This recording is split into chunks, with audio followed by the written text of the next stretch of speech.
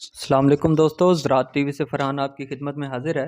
दोस्तों, आज स्ट्रॉबेरी की काश्त बारे बात करेंगे, क्योंकि स्ट्रॉबेरी जो है ये एक नफ़ा बख्श फ़सल होने के साथ साथ दीदा ज़ेब, खुशबूदार और नाजुक एक फल समझा जाता है।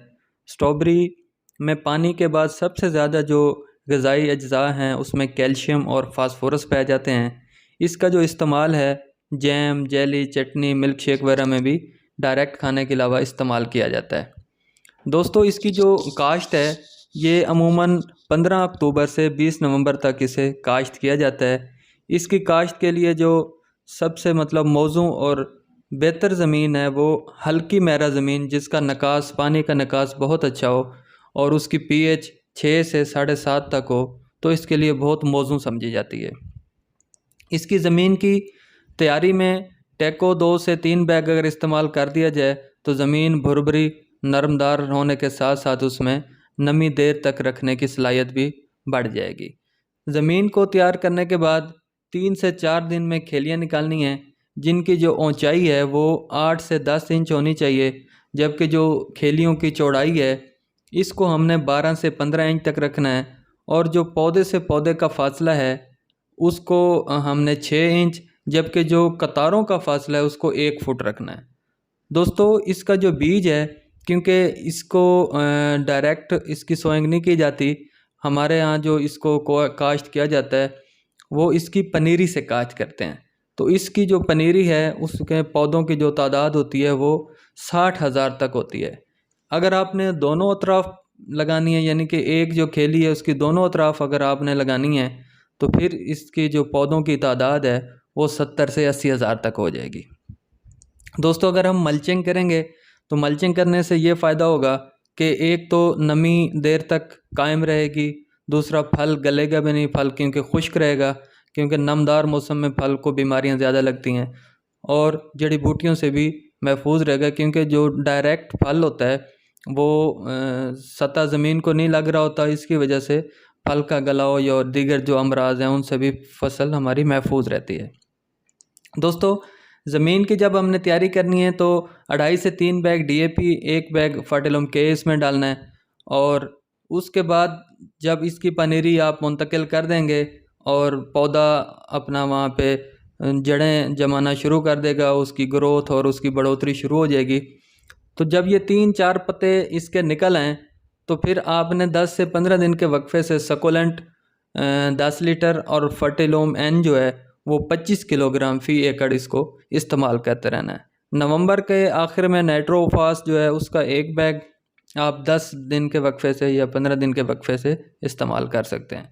सकुलेंट के इस्तेमाल करने से ये होगा कि गर्मी और पानी की जो कमी है उसको बर्दाश्त करने की सलाहियत बेहतर हो जाएगी, और पौधा जो है ये पौधे और ज़मीन की सेहत दोनों के लिए यकसा महफूज है, क्योंकि इसमें जो पौधे में जो प्रोटीन बनाने की सलाहियत है वो बढ़ जाएगी, और पौधा जो है वो बीमारियों के ख़िलाफ़ क़ुव्वत मुदाफ़त भी रख सकेगा। दोस्तों, जिंक समेत अज्जाए सगीरा का जो इस्तेमाल है वो ग्रीमैक्स की शक्ल में आप दे सकते हैं।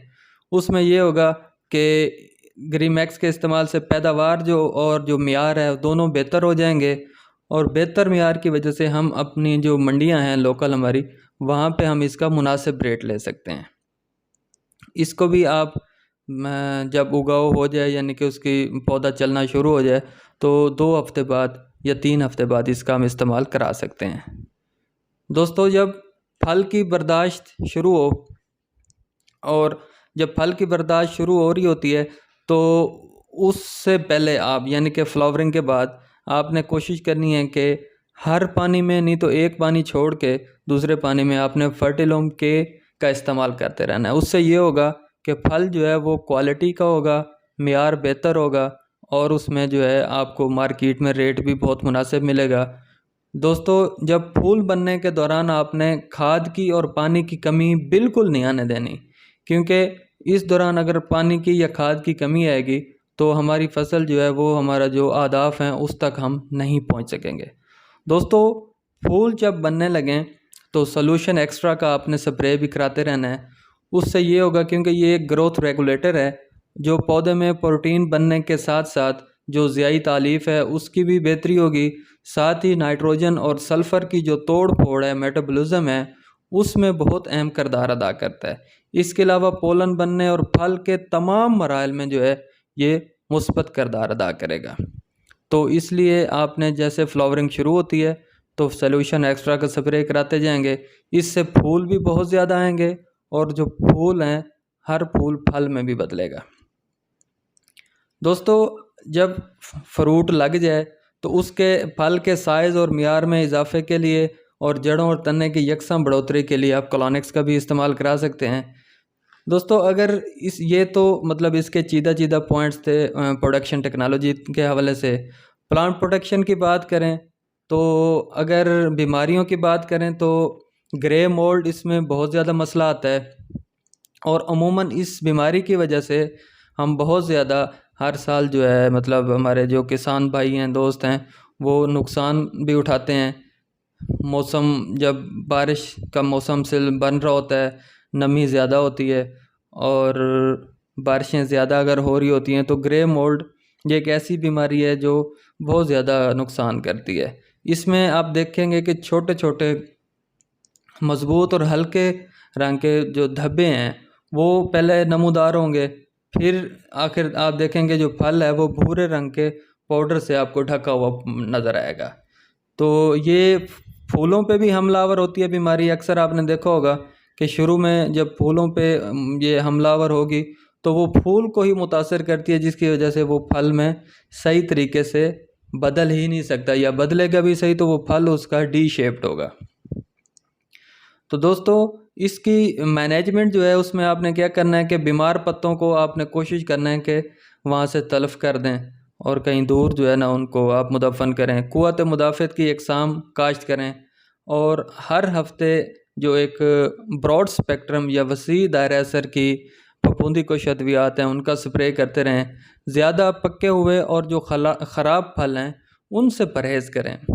आपने कोशिश करनी है कि ओवर राइप ना हो, फल को टाइम से आप जो है वहाँ से पिक करते रहें। और ख़ास तौर पे फल को ज़ख्मी होने से भी बचाना है, क्योंकि जब ज़ख्मी फल होता है तो ये बीमारी ज़्यादा उसमें फैलने के खदशात बढ़ जाते हैं। तो बायोकॉम एंटरप्राइजेज़ का याम जो प्रोडक्ट है वो आप इसको इस्तेमाल करा सकते हैं। ग्रे मोल्ड के ख़िलाफ़ बेहतरीन प्रोडक्ट है, सरायत पजीरी असर रखता है। दूसरा इसमें एक और बीमारी मुँह साड़ी या जिसको आप एंथ्रेक्नोज कहते हैं उसका मसला भी आता है। आप देखेंगे कि फल पर मजबूत और आपको ऐसे ज़ख़म नज़र आएंगे जो अंदर की तरफ होंगे, धंसे हुए होंगे, और इसके जो स्पोर्स हैं ये अमूमन गुलाबी रंग के होते हैं।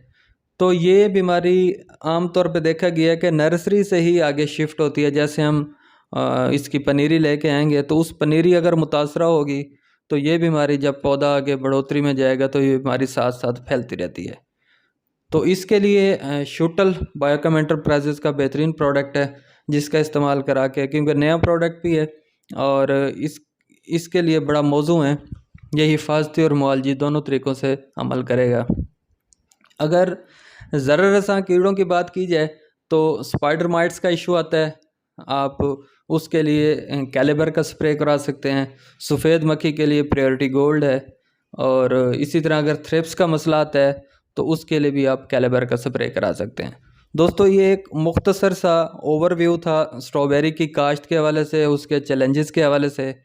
तो इसी तरह अगर आपको दीगर मालूमात चाहिए हो तो आप हमें इनबॉक्स कर सकते हैं। शुक्रिया।